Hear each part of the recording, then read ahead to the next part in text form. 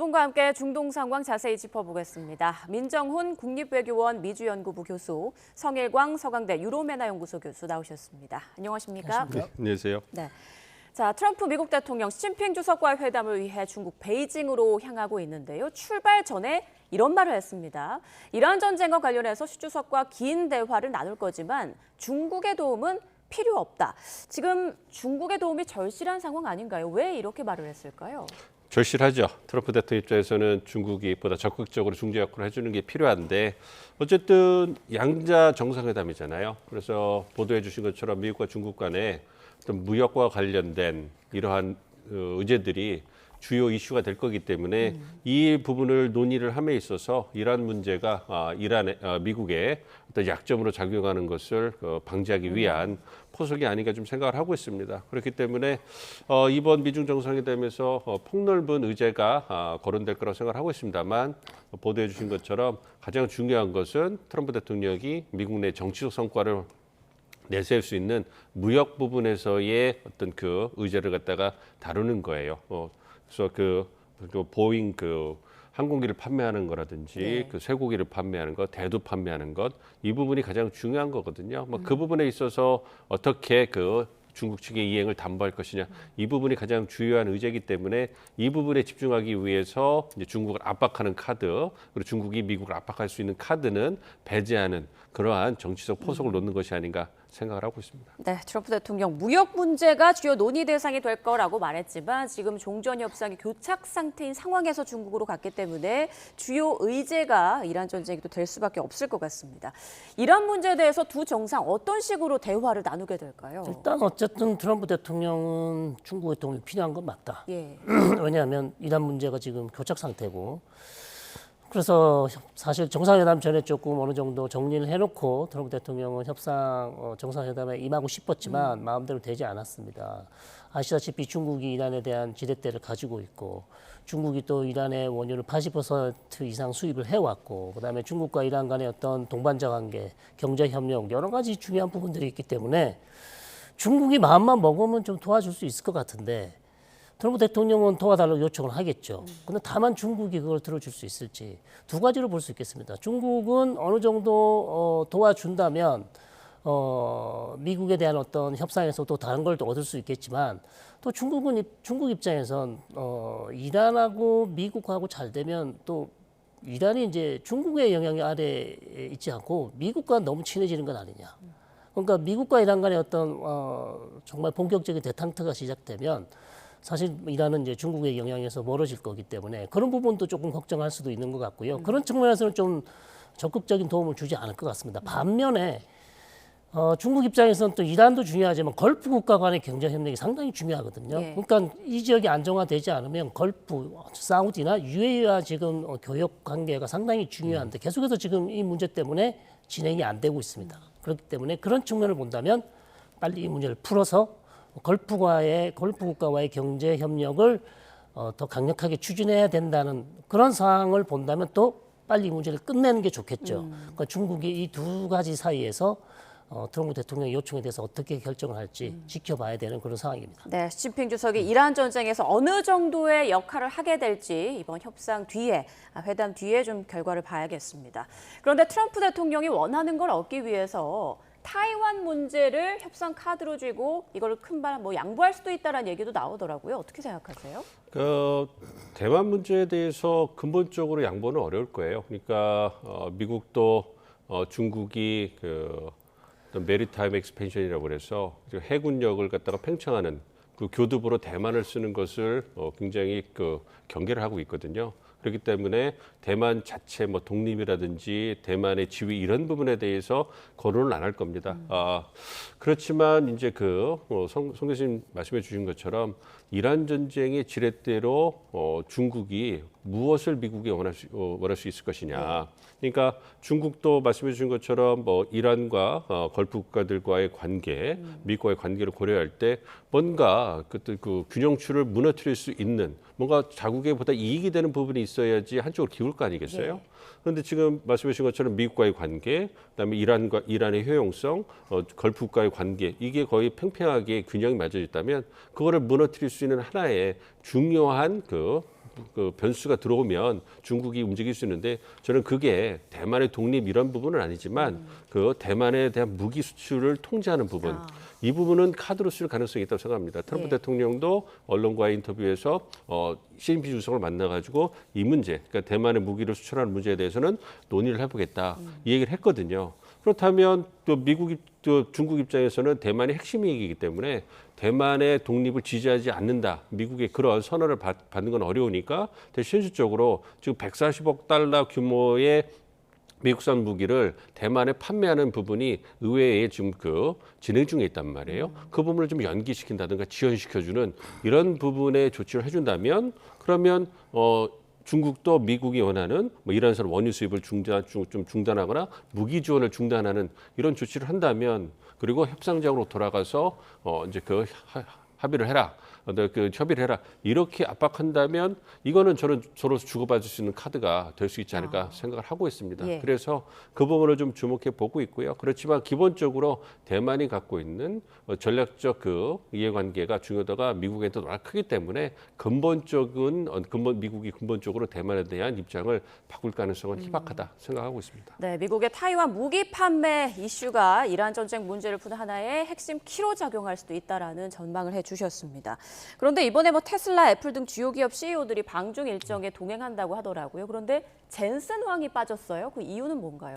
그러니까 아무래도 여러 가지 가능성이 있겠습니다만, 그러니까 지금 트럼프 행정부의 대중 통상 정책의 기조를 보면 너무 민감하지 않은 부분에 대해서는 양국이 협력을 증대해서 양국 모두 윈윈하는 경제적, 전략적 이익을 얻어가자 이런 기조를 갖고 있어요. 그래서 미국과 중국과의 관계를 재정립하는 게 필요하다. 그래서 이제 트럼프 대통령 행정부가 얘기하는 것처럼 원래는 한 4번 정도 올해 만나서 미중 정상이 만나서 셔틀 디플로마시, 셔틀 외교를 하자. 정상 간에 이렇게 왔다 갔다 하면서 관계를 돈독하게 하는 그런 외교 관계를 강화하자 이런 얘기를 했는데 네. 지금 뭐 전쟁 때문에 시기를 좀 놓쳤기 때문에 올해 한 3번 정도 만나는 얘기를 하잖아요.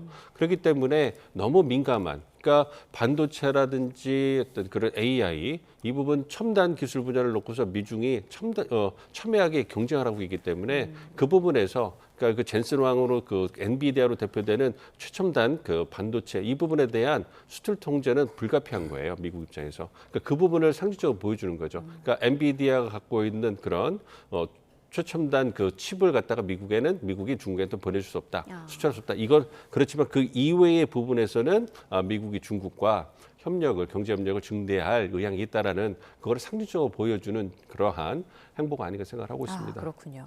자, 트럼프 대통령 협상에 어떤 진척도 보지 못한 채 지금 중국으로 향하고 있는 그런 상황인데 이란은 파르스 통신을 통해서 5가지 조건을 미국이 수용해야 협상을 시작할 수 있다라며 조건을 거론했습니다. 기존에 제시했던 것과 뭐 내용이 비슷하더라고요. 그렇습니다. 5가지. 사실 뭐 이게 어찌 보면 이란에서는 핵 협상을 하기 위한 거의 뭐 선결 조건이다.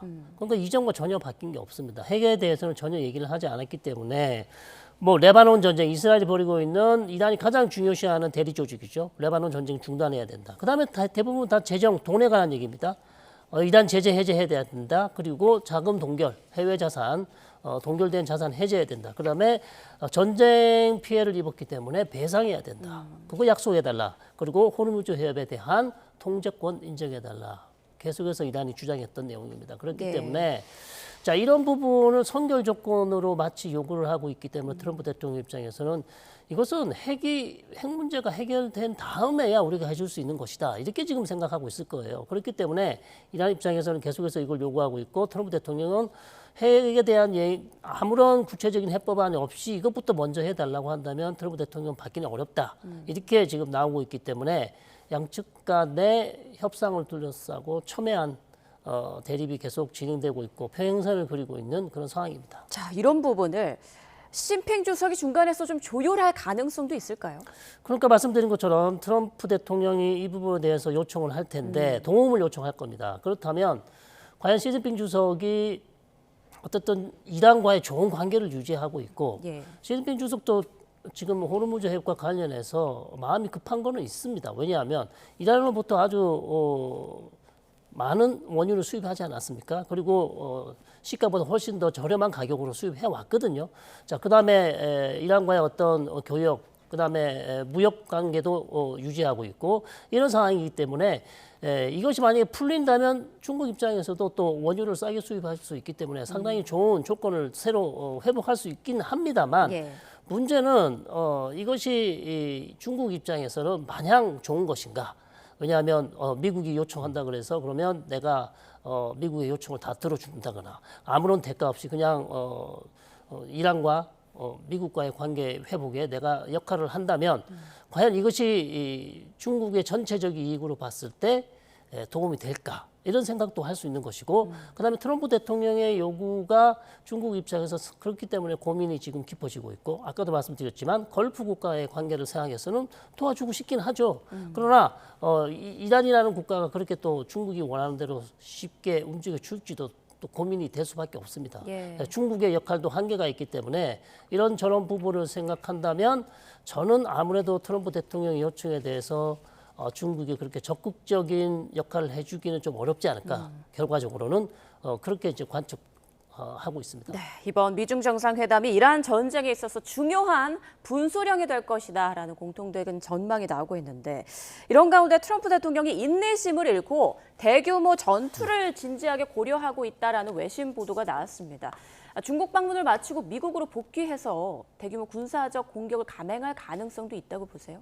예, 가능성이 높아지고 있다고 보고 있어요. 그러니까 말씀해 주신 것처럼 미중 정상회담이 어떤 그 협상 그 진전이나 아니면 전투 재개를 위한 변곡점이 될 거라고 보고 있습니다. 예. 트럼프 대통령 입장에서도 중국의 역할을 마지막으로 기대해 보고 그것이 자신의 의도처럼 따라오지 않는다 생각을 하면 이제 그 다른 대안을 실행해야 될 시기가 온 거예요. 그러니까 미국은 정치 경제적으로 압박을 받고 있는 거고 이란을 생존을 통해서 지금 그 생존을 위해서 버티고 있는 거기 때문에 시간은 이란이 더 많다고 볼 수 있습니다. 그러니까 미국 입장에서는 중간 선거도 있고요. 국내 정치적인 경제적인 입지나 상황 자체가 트럼프 대통령이 결국 녹록하지 않고 거의 레드라인에 왔기 때문에 이제 그 트럼프 대통령 입장에서는 뭔가 결정을 해야 돼요. 예. 그런 부분이 있기 때문에 남은 선택지가 두 가지밖에 없지 않습니까? 첫 번째가 말씀해 주신 것처럼 군사작전 재개를 통해 가지고 군사 승리를 선언할 수 있는 그러한 토대를 만들고 이제 그 철군하는 것. 두 번째는 이제 경제적 압박 작전을 갖다가 끌고 가면서 이제 이란의 핵을 포기시키도록 하겠다. 이러한 주장을 일방적으로 주장을 하면서 빠져나오는 거고 호르무즈 해협의 붕괴를 국제사회와 함께 풀려는 노력을 하든가 국제사회가 풀으라고 던져놓고 나올 가능성이 크다고 보고 있습니다. 예. 그렇기 때문에 그러한 어쨌든 그 두 가지 옵션 중에서 하나를 선택할 그럴 상황이 몰려있기 때문에 이번 정상회담을 통해서 마지막 그 중국의 역할에 가능성을 한번 타진해 보고 그렇지 않다라면 미국에 돌아와서 바로 이제 다른 대안으로 이제 다른 제안을 전개하지 않을까 예상을 하고 있기 때문에 정말로 트럼프 대통령이 얘기한 것처럼 휴전이 1% 산소호흡기에 의존하고 있는 상황이다 이렇게 생각하고 있습니다. 네, 트럼프 대통령 호르무즈 해협에 대한 프리덤 프로젝트를 재개할 가능성도 계속 거론하고 있는데 관련 사진을 또 SNS에 올렸습니다. 이번에는 이란 고속정을 미국의 전투기가 타격하는 듯한 AI 합성 사진인데요. 글쎄요, 이게 이렇게 계속 사진을 올리는 게 어떤 득이 되길래 계속 사진을 올리는 걸까요?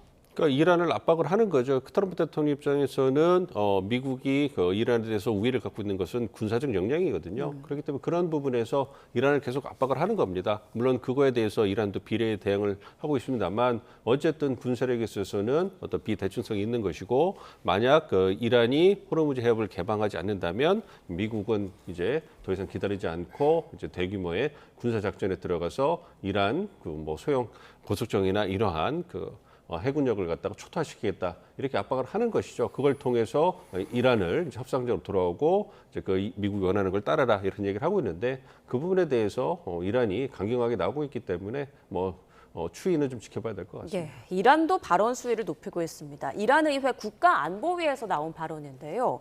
이란이 다시 공격을 받게 되면 우라늄 90%를 농축하는 방안도 검토하고 있다. 이거는 핵 개발 수준으로 농축을 올리겠다는 거잖아요. 그렇습니다. 농도를. 440kg 이상 되는 거 60% 순도 60%죠. 이미 농축이 돼 있습니다. 예. 근데 이걸 몇 주만 더 농축을 한다면 바로 90%로 갈 수 있고요.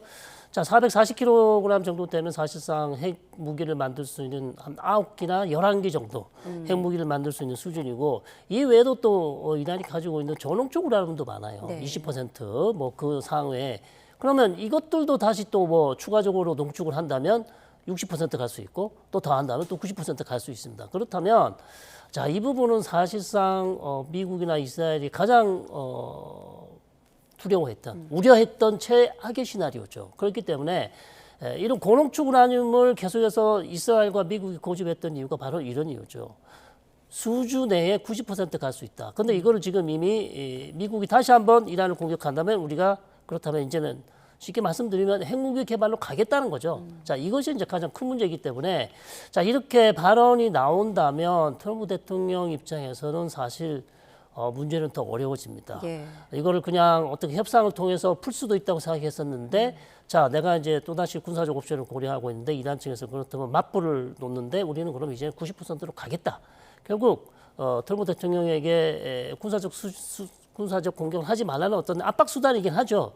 그러나 이란 측에서 어떻게 보면 뭐 최고 지도자는 아니지만 이란 의회 쪽에서 국회 쪽에서 나온 얘기이기 때문에 자, 그렇다면 이란이 그러면 이제 90%로 간다면 과거에 이란 최고 지도자가 절대 핵무기 개발은 이슬람 우리 사상에 위배된다. 핵무기 개발은 절대 안 된다라고 했던 파트와라는 어떤 법률 해석까지 했었는데 이거를 지금 거스르고 이제는 90%로 가겠다고 얘기했기 때문에 오히려 저는 이런 발언이 이란의 입지를 더 좁게 할 수도 있고 반대로 트럼프 대통령의 지금 전쟁을 수행하고 있는 전쟁에서 정당성을 부여할 수도 있는 그런 역효과를 낼 수도 있는 상당히 조금 위험한 발언이다 이렇게 보고 있습니다. 네, 이번 내용이 앞서 그 갈리바프 의장이 말했던 미국이 깜짝 놀랄 만한 그 대응, 그걸 말하는 걸까요? 그 여러 가지 대응이 있는데 그 중에 가장 사실 위험한 대응이 바로 지금 90% 이상 우리가 농축할 수 있다는 내용이죠. 갈리바프 국회의장이 여러 가지를 얘기했습니다.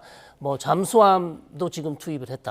그 다음에 바발 만데브 홍해도 막을 수 있다. 여러 가지 우리가 깜짝 놀랄 그런 대응을 준비하고 있고 해저 케이블도 공격할 수 있다. 뭐 이런 얘기들을 했습니다. 그 중에 저는 90% 농축 우라늄 이것이 가장 위험한 대응이 될 수 있겠죠. 네, 이에 앞서서 이제 미국이 이스라엘을 통해서 고농축 우라늄 반출 작전에 나설 수 있다라는 전망이 나왔는데 이란이 이런 식으로 행보를 하게 되면 반출 작전에 실제 감행할 가능성이 더 높아지는 거 아닐까요? 그렇죠. 이제 송 교수님 말씀해 주신 것처럼 이란이 뭐 최고 수위에 대응을 한다는 차원에서 이런 예. 얘기를 했지만 이거는 미국에게 전쟁의 전당성을 부여해주는 굉장히 위험한 발언인 거예요. 그러니까 미국 내에서의 반전 여론을 갖다가 잠재울 수 있는 굉장히 그 위험한 발언이라고 볼 수가 있는 거죠. 그러니까 트럼프 행정부가 이란의 핵 미사일 역량이 미국의 즉각적인 안보 위협이 되기 때문에 전쟁이 불가피했다라고 주장을 했는데 이거에 대해서 설득력이 별로 없었단 말이에요. 근데 그런 부분에 있어가지고 설득력을 높이는 그러한 발언, 봐라 이란이 결국은 핵무기를 포기할 핵무기를 개발할 의사를 갖고 있었다. 그렇기 때문에 전쟁은 불가피했다. 전쟁이 필요했던 거다. 이렇게 주장을 하고 그렇다면 공화당 강경파를 중심으로 해서 전쟁의 정당성을 갖다 옹호하고 전쟁을 연장하는 이 부분에 대해서 힘을 실어줄 거란 말이에요. 그렇게 되면 그럼 그 중동 지역의 어떤 그 안보라든지 이란의 운명은 정말로 어려워지는 거죠. 대규모의 공습이 또 이루어질 거 아니겠습니까? 그리고 뭐 지상전까지는 가지 않겠습니다만 어쨌든 이란은 다시 한번 초토화될 가능성이 크기 때문에 그 부분에 있어서 어려운 거고 이런 반을 또 그 위험한 게 뭐냐면 국제사회의 지지를 전혀 받을 수가 없는 거예요. 국제사회의 지지 받지 못한다면 이번 전쟁이 미국이 명분 없는 전쟁을 했고 그리고 일방적으로 전쟁을 수행했기 때문에 국제사회가 등을 돌리는 소극적인 모습을 보여줬는데 예. 그 부분에 있어서 국제사회가 보다 적극적으로 개입할 수 있는 그러한 여지를 만들어주는 겁니다. 그리고 호르무즈 해협도 이제는 에너지 위기가 너무 오래됐기 때문에 국제사회 더 이상 좌시할 수가 없는 그런 상황으로 온단 말이에요. 예. 그러면 호르무즈 해협의 그 봉쇄 장기화뿐만 아니라 이제 이란이 핵까지 갖겠다 얘기를 하면 이란은 미국뿐만 아니라 국제사회로부터 정치, 외교, 경제, 군사적으로 다 고립돼 버리는 거예요. 그러니까 이건 정말로 최악의 자충수가 될 수 있기 때문에 그런 부분에서 좀 이란이 좀 신중해야 된다. 생각하고 있습니다. 네, 남은 시간은 HMM 나무호 피격 사건과 관련해서 좀 이야기를 나눠보겠습니다. 아직까지 이란 측의 공식 입장은 나오지 않았는데 우리 정부도 좀 신중한 입장을 보이고 있는 상황이죠. 이런 가운데 UAE 아랍에미리트가 드론 피격과 관련해서 강력 규탄한다. 형제 나라인 한국과 연대를 표명한다. 이런 입장을 밝혔습니다. 네. 지금 UAE의 입장 표명에 대해서는 어떻게 생각하십니까? 그렇습니다. 우리보다 어찌 보면 더 강력한 강력히 규탄한다는 발언을 했기 때문에 더군다나 이 사건이 또 UAE 해역 공해상에서 일어나지 않았습니까? 그렇기 때문에 그리고 UAE와 우리 한국은 정말 형제 국가입니다. 우리 군도 파견돼 있고요.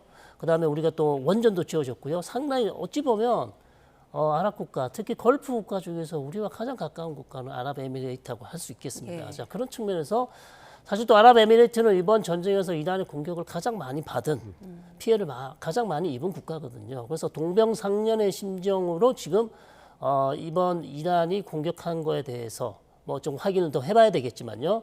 그 부분에 대해서 강력히 규탄한다면서 한국을 적극적으로 지지하는 그런 모습. 반대로 이란에게 상당히 강경한 경고의 메시지죠. 이런 짓을 해서는 안 된다라는 강력한 메시지를 보냈기 때문에 뭐 저희 입장에서는 아랍에미리트가 이렇게 지지해 주는 것은 상당히 고무적이다 이렇게 볼 수 있겠습니다. 네, 이란의 공격으로 확실한 증거가 나왔을 때 이란 측에서는 어떤 입장을 밝힐지 또 우리 정부는 어떻게 대응할지가 지금 관심 포인트입니다. 자, 이런 가운데 미국을 방문하고 있는 안규배 국방부 장관이 조금 전 이런 내용을 전했습니다. 호르무즈 해협 통항 문제와 관련해서 미국에 한국이 단계적으로 기여하는 방안을 검토하겠다는 입장을 밝혔다는 거예요. 여기 단계적 기여라는 게 어떤 내용일까요? 그러니까 우리 정부 입장에서는 그 호르무즈 해협 그 개방을 위한 군사 작전에 참여하는 것에 신중한 입장을 가지고 있습니다. 뭐 그런 부분이긴 한데요. 어쨌든 에너지 위기가 지속되고 있고 우리 경제에 미친 영향이 굉장히 이제 커지고 있기 때문에 더 이상 좌시하기는 어려운 상황인 거고요. 예. 여기다가 이제 그 조사 결과가 나와봐야 되겠습니다만 나루와 피격의 배후에 만약 이란의 소행으로 확인이 된다면 그렇다면 우리 정부가 보다 적극적으로 호르무즈 해협의 개방과 우리 선박 억류된 선박의 안전을 위해서 적극적인 조치를 취할 수밖에 없는 그런 상황에 직면하게 된다는 것을 얘기를 해주는 거예요. 그렇기 때문에 이미 국방부가 얘기를 했습니다. 1에서 한 4단계 정도의 단계적으로 호르무즈 해협의 개방, 우리 그다음에 선박의 안전을 위한 그러한 군사 작전을 생각하고 있다. 그래서 첫 번째 뭐 지지 표명을 한다든지요, 인력을 파견한다, 그다음 정보를 공유한다든지 군사적 자산을 지원하는 이건 군함이 가는 건 아니죠. 예. 그리고 맨 마지막으로 군함을 파견하는 건데 그건 아직까지는 고려하고 있지 않다. 이런 얘기를 하고 있는 겁니다. 예. 그렇지만 상황이 보다 더 한국과 국제사회가 적극적으로 관여해야 되는 상황으로 가고 있기 때문에 우리 정부도 보다 적극적으로 나선다는 입장을 표명을 한 거고요. 그걸 위해서 낮은 수준의 그 개입을 통해 가지고 상황을 지켜보면서 그런 그 개입의 정도, 관여의 정도를 높여가지 않을까 생각을 하고 있고요. 우리 입장에서도 이제는 더 이상 이제 이란과 미국과 이란과의 협상을 지켜보면서 이제 호르무즈 해협이 개방되기를 기다리기는 이제 시간이 너무 오래 지났어요. 에너지 위기뿐만 아니라 우리 선원들의 안전도 우리가 적극적으로 고려해야 될 시기가 되기 때문에 우리 정부가 보다 적극적으로 역할을 해야 되고 그 부분에 대해서 적극적으로 지지를 하고 있습니다. 네, 여러 상황이 벌어지는 가운데 트럼프 대통령 중국으로 향하고 있습니다. 이번 미중 정상회담에서 어떤 대화가 이루어지느냐에 따라서 종전이 좀 가까워질지 아니면 멀어질지 알 수 있을 것 같습니다. 지금까지 민정훈 국립외교원 미주연구부 교수, 성일광 서강대 유로메나 연구소 교수와 함께했습니다. 두 분 고맙습니다. 고맙습니다.